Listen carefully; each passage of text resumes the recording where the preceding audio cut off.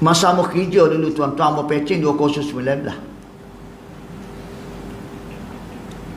Ambo gila kerusuh. Wawak gawa lagi kerusuh.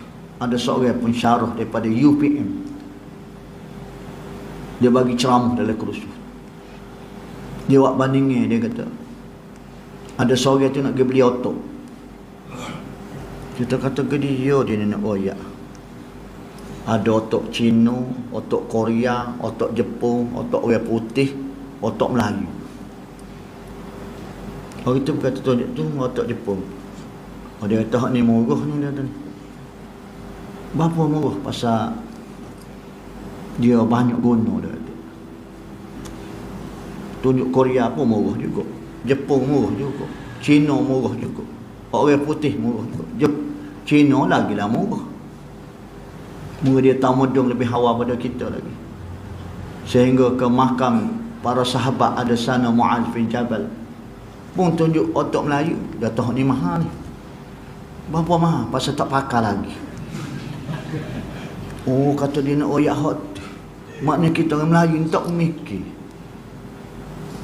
Nah, Jepun tengok dia mikir. Lepas pada negara dia Hiroshima dibom, kebangkitan bangsa Jepun, kau tengok lagi. Kau tengok bangsa Korea. Cina tak sehoyak tuan-tuan.